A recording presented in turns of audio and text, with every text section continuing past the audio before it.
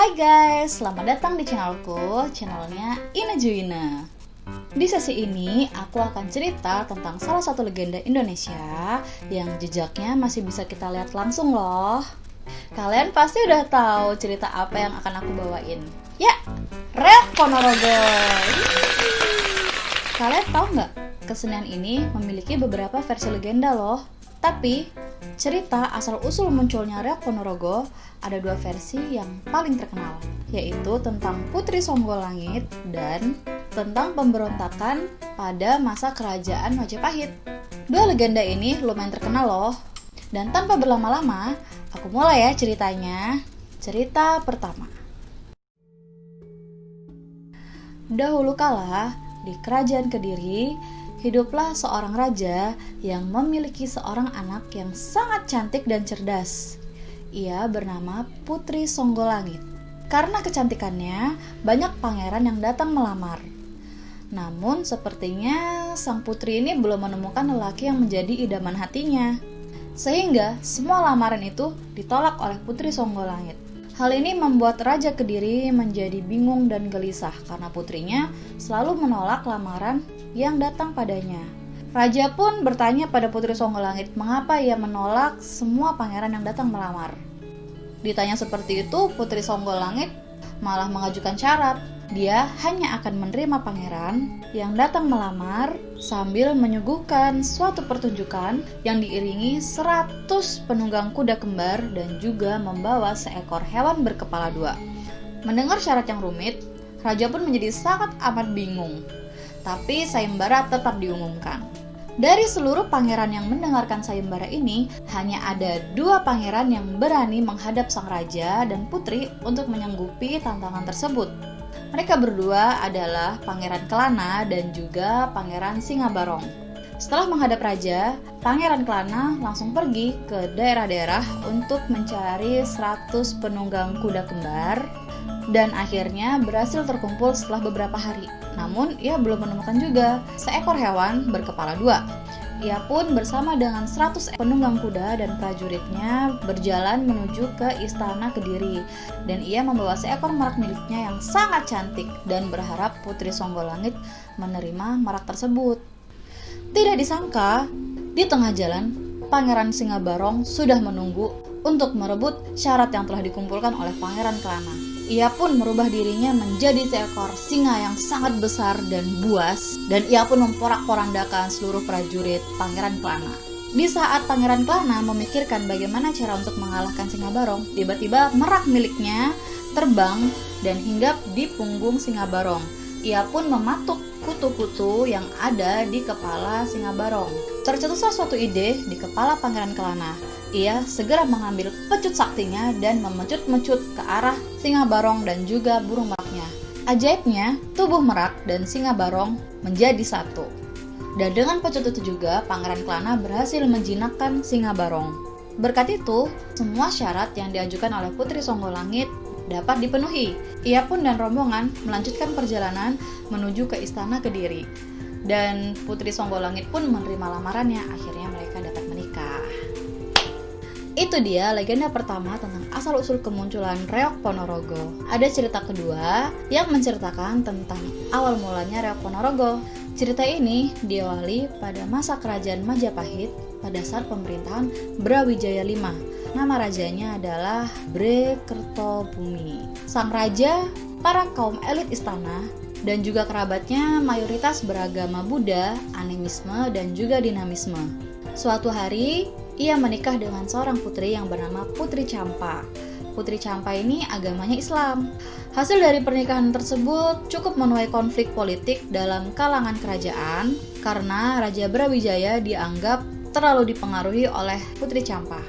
Salah satu punggawa istana yang bernama Pujangga Anom Ketut Suryongalam atau di kemudian hari ia terkenal dengan nama Ki Ageng Kutu juga menentang banyak kebijakan yang dikeluarkan oleh Brawijaya V yang dianggapnya telah dikendalikan oleh Putri Campa. Ia merasa bahwa Brawijaya V ini lemah terhadap wanita, sehingga ia pun keluar dari kerajaan dan pergi menuju daerah yang ia kuasai, yaitu daerah Wengker. Wengker apa Wengker ya yang bener ya? Anyway, anyway, sekarang daerah itu bernama Desa Kutu, Kecamatan Jetis, Ponorogo. Di daerah kekuasaannya tersebut, ia mendirikan suatu padepokan untuk menentang dan mengkritik Raja Brawijaya V. Ki Ageng Kutu yang juga menguasai banyak ilmu termasuk ilmu hitam dan bela diri mengajari murid-muridnya dengan harapan murid-murid ini dapat membantunya kembali memperkuat kerajaan Majapahit yang sekarang dianggapnya sudah tidak seperti dulu lagi. Namun karena kekuatan dan jumlah orang yang dimiliki belum setara dengan kerajaan Majapahit, ia pun menciptakan suatu kesenian sebagai media untuk mengkritik Raja Brawijaya. Kesenian tersebut disebut dengan reog. Dalam perjalanan kisahnya, Ki Ageng Kutu menghilang dan padepokannya tidak lagi beroperasi. Namun para muridnya tetap melestarikan ajaran yang telah diberikan dan kesenian reog Ponorogo tetap bisa dipentaskan hingga saat ini. Sampai saat ini kalian masih bisa melihat kesenian ini loh. Di YouTube juga kayaknya banyak sih. Walaupun pastinya sudah banyak perubahan dan juga adaptasi budaya dari bentuk asli tarian reog Ponorogo yang dulu dan tarian reog Ponorogo yang sekarang. Setiap tahun pemerintah setempat juga mengadakan yang namanya Festival Reog Nusantara.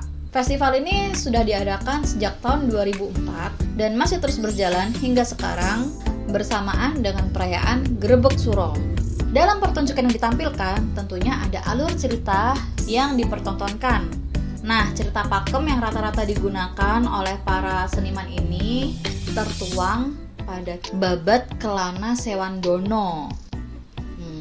Babad Kelono Sewandono. Gitu kali ya bacanya. Yang bercerita tentang seorang raja di kerajaan Bantar Angin yang bernama Raja Klono dalam perjalanan melamar putri dari kerajaan Kediri yang bernama Dewi Ragil Kuning.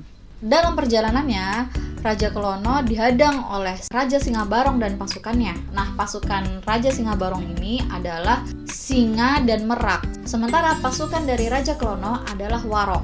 Tarian reog Ponorogo yang ditampilkan itu rata-rata menceritakan tentang cerita ini gitu. Kesenian ini tidak pernah luput dari unsur mistis. Buktinya, seorang manusia bisa menggunakan topeng seberat 50 kg hanya dengan cara menggigitnya saja. Bahkan kalau kalian lihat dalam pementasannya, kadang-kadang tuh ada penari yang juga naik ke atas kepala Singabarong ini. Padahal kayak yang tak sebutin tadi loh, topeng ini tuh cuma dibawa sama satu orang aja sendirian. Selain itu, dalam pementasan ini, nggak jarang penari itu mengalami kerasukan. Tapi disinilah daya tariknya dari reog Ponorogo. Dalam sekali pertunjukan, banyak orang yang dilibatkan dalam pementasan ini. Jumlah penarinya aja berkisar sekitar 30-40 orang. Mereka memiliki peran masing-masing, yaitu yang pertama, yang berperan sebagai warok, yaitu penari yang menggunakan pakaian hitam atau aksesoris hitam, dan mereka ini ceritanya sebagai pasukan warok. Kemudian yang kedua adalah jatilan atau bisa juga disebut dengan gembla. Untuk jatilan ini dulunya hanya dimainkan oleh pria, tapi sekarang juga ada pertunjukan yang menggunakan wanita. Nah, kalaupun pria yang memerankan jatilan ini, maka dia agak didandanin kemayu. Kemayu itu ya lelaki lembut gitulah, karena diibaratkan sebagai prajurit Majapahit yang kurang gagah. Mereka nanti tuh biasanya akan didandanin menggunakan kain jarik yang kemudian tuh dibentuknya kayak rok perempuan gitu. Kemudian yang ketiga ada Bujang Ganong. Tokoh ini dapat dikenali dengan ciri khas seseorang yang menggunakan topeng yang penuh dengan rambut dan mukanya berwarna merah. Matanya juga melotot. Nah, dalam pementasan ini, Bujang Ganong diibaratkan sebagai Ki Ageng Kutu. Ia pun berperan sebagai seseorang yang lucu dan suka mengganggu para pasukan, sehingga tokoh ini merupakan tokoh yang paling usil dan paling ditunggu penonton karena sering membuat mereka tertawa. Kemudian yang keempat adalah Klono Sewandono. Ia adalah orang yang menggunakan topeng berwarna merah, tapi di atasnya tuh ada mahkotanya. Dia juga bawa pecut yang diibaratkan sebagai pecut sakti. Nah, tokoh ini yang diibaratkan sebagai Pangeran Klono Sewandono yang merupakan raja dari kerajaan Bantar Angin. Dan yang kelima adalah barongan. Bisa disebut juga dengan singo barong atau pembarong. Karakter ini adalah karakter yang memakai topeng dadak merak. Nah, topeng ini yang besar sekali gitu loh, yang fenomenal banget itu loh. Yang ada kepala singanya, terus ada burung meraknya. Nah, topeng ini tuh gede banget. Lebarnya sama tinggi itu sekitar 2 meteran lebih gitu deh. Dan beratnya bisa lebih dari 50 kilo. Dalam topeng ini ada wajah singa dan burung merak yang bulunya cantik.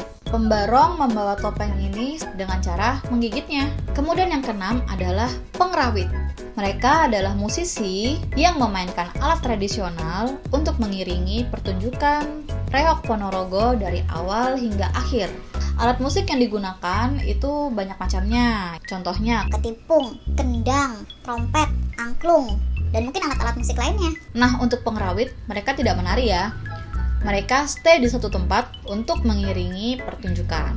Nah, itu cuma yang pentas. Tentunya di belakang mereka banyak orang yang terlibat. Seperti misalnya ada penyelenggara, ada tim konsumsi, ada tim keamanan, ada tim make up, ada tim tukang parkir, ada tim penyembuh kesurupan, ada donatur, ada panitia, dan tim-tim lainnya. Oh ya, mungkin kalian taunya ya, reog ini tulisannya R-E-O-G. Tapi itu kurang tepat. Sebenarnya reog itu tulisannya R-E-Y-O-G atau dibaca reog. Reog berasal dari kata riek yang artinya bergetar karena ramai. Ya bisa kita lihat sih kalau tiap kali ada pementasan reog ini kan pasti bakal ramai kan. Dan mungkin karena banyaknya penonton, banyaknya pemain, jadi bumi seperti bergonjang. Bener gak sih? Oke, itu dia cerita yang bisa aku bawain hari ini.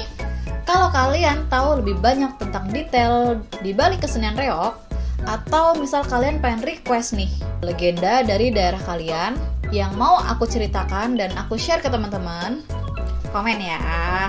Terus kalau kalian suka dan pengen aku cerita tentang legenda lainnya, please klik subscribe, like, dan share. See you next time.